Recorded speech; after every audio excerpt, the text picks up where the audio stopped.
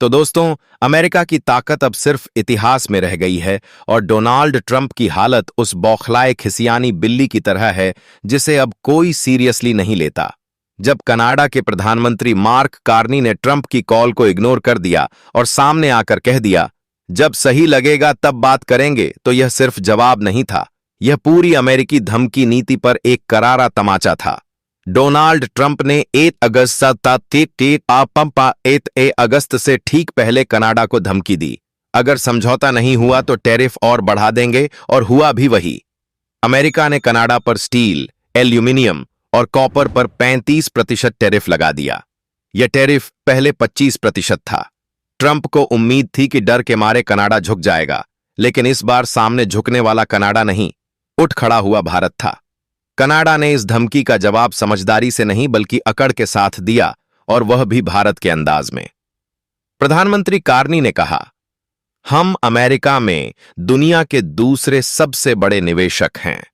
अगर समझौता नहीं होगा तो व्यापार घटेगा, लेकिन हम डरेंगे नहीं। यह लाइन इतिहास में दर्ज होनी चाहिए, क्योंकि यह वही देश कह रहा है जो कभी अमेरिका का साया बनकर चलता था, और यही बात अमेरिका को सबसे ज्यादा चुभ रही है।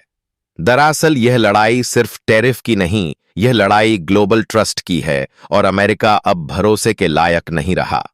यही कारण है कि कनाडा अब भारत और मेक्सिको जैसे विकल्पों की तरफ देख रहा है, ऐसे देश जो धमकियों की बजाय साझेदारी की बात करते हैं। कनाडा के वित्त मंत्री फ्रांसवा फिलिप शैंपेन ने तो साफ कह दिया, अब हमें ऐसे व्यापारिक साझेदार चाहिए जिन पर हम भरोसा कर सकें। और यह बयान उन्होंने भारत के साथ चल रही गहन बैठकों के बीच दिया। यह सिर्फ शब्द नहीं थे, यह अमेरिका को सीधा संदेश था कि अब तुम्हारा टाइम गया। ट्रंप ने अपने अधिकारियों के मुंह से कहलवाया कि कार्नी ने पहले से कॉल किया था, लेकिन व्हाइट हाउस में बैठे ट्रंप को झटका तब लगा जब कार्नी ने मीडिया के सामने कह दिया, ना कोई कॉल किया, ना करनी है। यह ट्रंप के राजनीतिक करियर की सबसे शर्मनाक झूठी बाइट मानी जा रही है, और सबसे बड़ी बात, इसे काटा भी नहीं जा सका। ट्रंप का यह रवैया सिर्फ कनाडा को नहीं, पूरी दुनिया को अलर्ट कर रहा है। लेकिन भारत इस खेल में पहले से ही 2 कदम आगे है। भारत ने पिछले 3 वर्षों में अमेरिका की तमाम धमकियों को ठेंगा दिखाकर रूस, फ्रांस, ईरान, जापान और अब कनाडा के साथ मजबूत गठबंधन तैयार कर लिया है, और इसी वजह से अमेरिका बौखलाया हुआ है। कनाडा और भारत के बीच हाल ही में हुए रक्षा और टेक्नोलॉजी सहयोग समझौतों ने अमेरिका की टेंशन और बढ़ा दी है। जहां एक ओर अमेरिका अपने पुराने व्यापारिक समझौतों को तोड़ रहा है, वहीं भारत और Canada green energy, tech transfer, medicine supply, education और आर्टिफिशियल इंटेलिजेंस जैसे क्षेत्रों में सहयोग बढ़ा रहे हैं। ट्रंप ने यह टैरिफ कुस्मा समझौते को दरकिनार करके लगाया, जबकि CUSMA Canada United States Mexico agreement के तहत ऐसे टैरिफ गैरकानूनी हैं। लेकिन ट्रंप को अब ना समझौतों की परवाह है, ना अंतर्राष्ट्रीय नियमों की। उन्हें बस इस बात की जलन है कि भारत अब पूरी दुनिया का भरोसेमंद नेता बनता जा रहा है। मार्क कार्नी का बयान सिर्फ ट्रंप के लिए नहीं था, बल्कि अमेरिका की पुरानी हैसियत को चुनौती देने वाला एक संदेश था। कार्नी ने कहा, हमारा 40 मिलियन लोगों का देश है जो अमेरिका में बड़ी मात्रा में निवेश करता है, और यह वो वक्त है जब भारत भी कनाडा में निवेश बढ़ा रहा है, यानी दोनों मिलकर अमेरिका की अर्थव्यवस्था को मात देने की ओर बढ़ रहे हैं। मेक्सिको की राष्ट्रपति क्लाउडिया शबाम के साथ कनाडा की मीटिंग और भारत के विदेश मंत्री से समानांतर संवाद ने एक नया त्रिकोण खड़ा कर दिया है। भारत, कनाडा और मेक्सिको। यह ब्लॉक अब अमेरिका के विरोध में नहीं, बल्कि उसकी जगह लेने को तैयार है, वह भी बिना किसी धमकी के। भारत की ताकत को अमेरिका पहले सॉफ्ट पावर मानता था, लेकिन अब वही भारत हार्ड इकोनॉमिक पावर बन गया है। यही कारण है कि जब कनाडा अमेरिका को जवाब देता है, तो अमेरिका समझ जाता है कि इसके पीछे भारत की रीढ़ खड़ी है, और इसीलिए ट्रंप जैसे नेता झूठ का सहारा लेने लगे हैं। आज भारत अमेरिका की वैक्सीन नीति से लेकर सेमीकंडक्टर इंडस्ट्री, स्पेस टेक्नोलॉजी और ग्लोबल ट्रेड रूट्स तक हर मोर्चे पर सीधा मुकाबला कर रहा है। अमेरिका के पुराने साथी ऑस्ट्रेलिया, जर्मनी, जापान तक ने भारत के साथ डील्स करना शुरू कर दिया है। कनाडा भी अब उसी रास्ते पर चल पड़ा है। कनाडा के विदेश मंत्री अनीता आनंद और भारत के उच्चायुक्त के बीच हुई बैठक में दोनों देशों ने स्पष्ट किया कि भविष्य भरोसे पर बनेगा, धमकियों पर नहीं। यह लाइन अब अमेरिका को अंदर तक काट रही है। ट्रंप की चालें फेल हो चुकी हैं क्योंकि अब देश डरने के बजाय मुस्कुरा रहे हैं। डोनाल्ड ट्रंप ने सोचा था कि वह टैरिफ की धमकी देकर कनाडा को दबा लेंगे, जैसे वह कभी अफ्रीका, चीन या यूरोप के साथ कर चुके हैं। लेकिन इस बार ट्रंप की हर चाल उलटी पड़ी क्योंकि सामने भारत जैसे दोस्त के साथ खड़ा एक बदला हुआ कनाडा था जो जी हजूर नहीं कहता। अमेरिका को अब समझ आ जाना चाहिए कि उसकी डॉलर डिप्लोमेसी का दौर खत्म हो चुका है। आज दुनिया मल्टीपोलर है और ब्रिक्स जैसा संगठन उसका नया केंद्र बनता जा रहा है। ट्रंप की बौखलाहट सिर्फ कनाडा पर नहीं, भारत की छांव में पल रही एक नई वैश्विक व्यवस्था पर हमला है। ट्रंप के लिए यह सिर्फ एक टैरिफ वॉर नहीं है, यह उसकी डूबती ताकत को छुपाने की नाकाम कोशिश है। जब कोई देश झूठ बोलने लगे कि उन्होंने मुझे कॉल किया और दूसरी तरफ से सार्वजनिक रूप से उसका खंडन हो, तो समझ लीजिए कि अब उस देश की धमकियां भी जोक बन चुकी हैं। कनाडा ने ट्रंप को जवाब दे दिया और भारत की छाया ने उस जवाब को मजबूती दे दी। अब अमेरिका के पास सिर्फ एक ही रास्ता बचा है, या तो नए भरोसे की भाषा सीखिए या फिर अकेला होकर अपने ही बनाए हुए टैरिफ के जाल में फंसिए।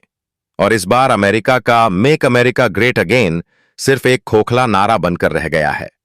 कनाडा और भारत के रिश्ते सिर्फ व्यापार तक सीमित नहीं हैं, बल्कि इनकी जड़ें अब रणनीतिक साझेदारी तक फैली हुई हैं।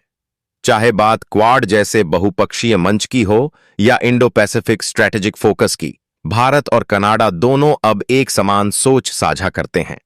इस सोच का केंद्र बिंदु यही है, दबाव में नहीं, बराबरी में काम होगा। और यही सोच अमेरिका को गले नहीं उतर रही।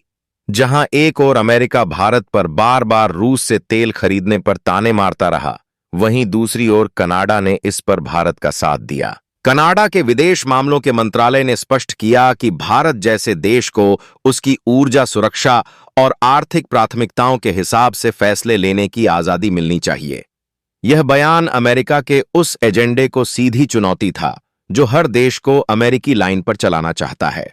हाल में भारत और कनाडा के बीच शिक्षा और कौशल विकास को लेकर भी कई समझौते हुए हैं, जिसमें कनाडा भारतीय छात्रों के लिए विशेष स्कॉलरशिप प्रोग्राम लाने पर विचार कर रहा है। इससे भारत के युवाओं को सीधा फायदा होगा और अमेरिका का वह मोनोपोली स्टेटस टूट जाएगा जिसमें वह शिक्षा के जरिए हर साल अरबों डॉलर कमाता है। ट्रंप को इस टूटते दबदबे की भी भारी जलन है। कनाडा ने ट्रंप के टैरिफ हमले को अंतर्राष्ट्रीय मंचों पर उठाने की भी तैयारी कर ली है। विश्व व्यापार संगठन और G20 जैसी संस्थाओं में अब कनाडा अमेरिका के खिलाफ जाकर एक अलग धारा बनाने की कोशिश कर रहा है, जिसमें भारत एक अहम भागीदार बन सकता है। भारत पहले ही WTO में कई बार अमेरिका की एकतरफा नीतियों को चुनौती दे चुका है और कनाडा को भारत जैसा मजबूत समर्थन मिलना अमेरिका के लिए बड़ा खतरा बन चुका है। भारत की एक्ट ईस्ट नीति में अब कनाडा भी तेजी से जगह बना रहा है। पहले यह नीति आसियान देशों तक सीमित मानी जाती थी, लेकिन अब कनाडा के साथ लॉजिस्टिक्स, टेक्नोलॉजी और खाद्य सुरक्षा जैसे क्षेत्रों में तेजी से सहयोग हो रहा है। अमेरिका को यह समझ आ चुका है कि अब भारत प्रशांत क्षेत्र में उसका अकेला बोलबाला नहीं है और भारत इस पूरी भू राजनीतिक तस्वीर का सबसे बड़ा खिलाड़ी बन चुका है। कनाडा की एक और चौंकाने वाली रणनीति यह भी रही कि उसने अमेरिका के खिलाफ फ्रांस, जर्मनी और यहां तक कि ब्राजील जैसे देशों से भी चुपचाप समर्थन लेना शुरू कर दिया है। इन सभी देशों के साथ भारत के पहले से मजबूत संबंध हैं। यानी ट्रंप की गाड़ी अब चारों तरफ से घिरी हुई है और स्टीयरिंग धीरे धीरे भारत जैसे देशों के हाथ में आता जा रहा है। यही वजह है कि अब अमेरिका की प्रतिक्रिया में जलन, गुस्सा और झूठ शामिल है, ठोस रणनीति नहीं। और अंत में सबसे अहम बात यह है कि आज पूरी दुनिया को एक ऐसा नेतृत्व चाहिए जो आदर्श नहीं, व्यावहारिक हो, और भारत वही कर रहा है। जब भारत रूस से तेल लेता है, चीन से मुकाबला करता है, अमेरिका को आंखें दिखाता है और कनाडा जैसे लोकतांत्रिक देशों से मजबूत दोस्ती करता है, तब पूरी दुनिया उसे एक बैलेंस्ड लीडर मानने लगती है।